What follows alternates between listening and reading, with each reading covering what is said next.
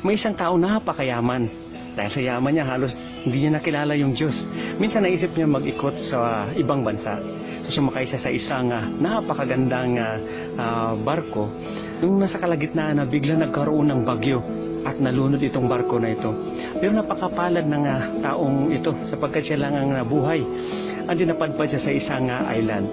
Pagdating sa isang island, sigaw siya ng sigaw doon. Pero wala nakakarinig sapagkat nag-iisa lang pala siyang tao sa island na yon. Nung pagkaumagahan, habang nakahiga pa siya sa puno ng kahoy, gutom na gutom siya. Nakatingala siya sa taas at naalala niya ang Diyos at nanalangin siya, Panginoon, tulungan mo ako, gutom na ako.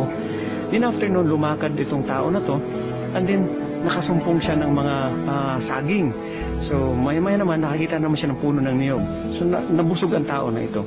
So habang nakaupo siya, naisip niya na dapat magkaroon siya ng kubo para kung sa ganun, kung magkaroon man ng ulan, hindi siya mabasa.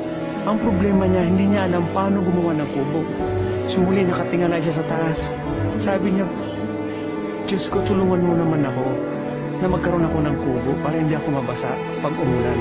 Then after nun, lumakad tong tao na to, nakakita siya ng mga kahoy na putol, then yung mga damo. So, in short, nakagawa siya ng kubo ihari sa mga kahoy at saka damo. Habang nagpapahinga siya doon sa kubo niya, naisip niya na mag-ipon ng maraming pagkain sa loob ng kubo niya. Muli, sabi niya, Panginoon, total, mabait ka naman sa akin. Tulungan mo ako na magkaroon ng maraming pagkain dito sa kubo.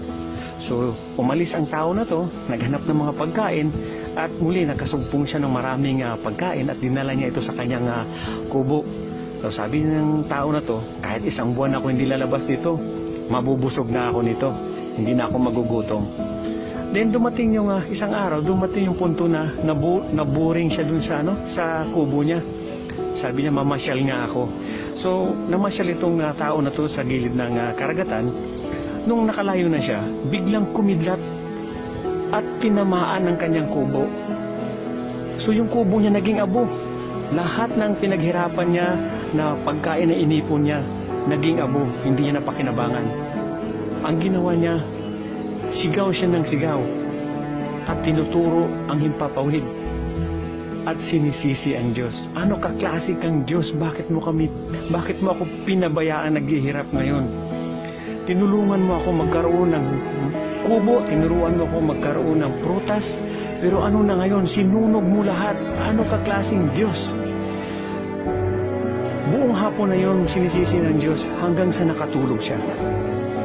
Pero, nung magbukang liwayway na, may naririnig siyang boses. Akala niya panaginip lang. Pero nung buksan niya kanyang mata, nakita niya maraming tao sa kanyang paligid. At doon na napansin niya, mga Coast Guard pala. Kaya tinanong niya mga Coast Guard, paano niyo nalaman na may tao dito? Ang sagot ng Coast Guard, kahapon po may nakita kaming usok nang galing dito sa island. Kaya ninais namin puntahan ang island na to. Kaya andito ka pala nang humihingi rin pala ng tulong. Siguro sa panahon na ngayon na kung saan humaharap tayo ng krisis, sinisisi rin siguro natin ng Diyos. Wala tayong trabaho, bagsak ang negosyo. Ang tanong ko ngayon, sinubukan mo na ba nating kausapin ng Diyos? Naglaan ba tayo ng oras araw-araw para kausapin ng Diyos? Kung hindi pa, subukan ninyo kausapin ng Diyos. At para maintindihan ninyo kung ano ang purpose, bakit tayo humaharap ng problema ngayon. At lagi nating tandaan, kahit gaano man kabigat ang ating problema, God will always make a way. Kausapin lang natin siya. Sayang yung mga oras natin na wala tayong ginagawa. Turuan din natin ang ating pamilya kung paano lumapit sa Diyos. Sabay-sabay nating tapusin ang krisis na ito kasama ang ating Panginoon. God bless us all.